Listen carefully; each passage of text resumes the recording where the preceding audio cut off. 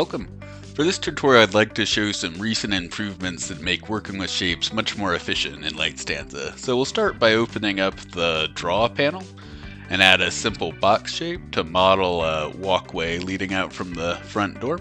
And while I'm creating the box, I also get these dimensions that are showing up in the plan view, and so I can really dial it in and get the exact length that I want, so 30 feet in this case. Then we're actually going to add a second box directly underneath to model the second portion of the sidewalk. And so now with this second length placed, I can use the rotation handles to rotate it into the proper position. By default, you get 15-degree rotation increments. And then if I hold down the shift key, that'll actually bring it to 1 degree. And as I'm rotating, now the dimensions are still visible in the plan. And so I'm not changing the size, it's a simple rotation. And so I'll rotate it into a 90-degree placement. And then we can also look at the same thing in a 3D view. And so if I switch to a 3D view, I can actually fix the size. I just realized I put these in at 10 feet instead of 1 feet. So I can adjust the height by clicking the blue anchor right here, just to get those at the same height. And then you can also rotate in the Z direction as well, and so that can be useful if you're modeling a ramp. You can get the same 15-degree increments or rotate it in 1-degree increments. And then we'll still see the dimensions the whole time, so we know what size it is while we're in a 3D view as well.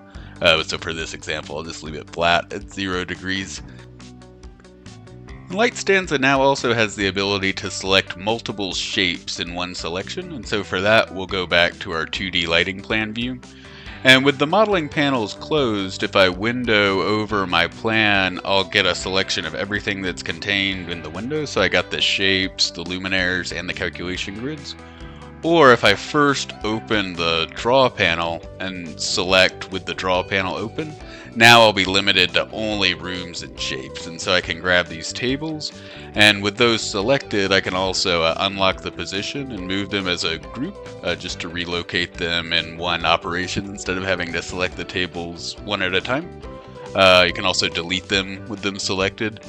And then similarly to that, the luminaires panel works in the same way. And so if I have the luminaires panel open, now my selection's limited to luminaires only.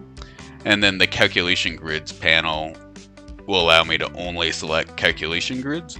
So opening the modeling panels can be a very helpful technique to specifically select what you're looking for. And then with the latest changes, now you can update multiple shapes in one operation without having to individually select them. Thank you.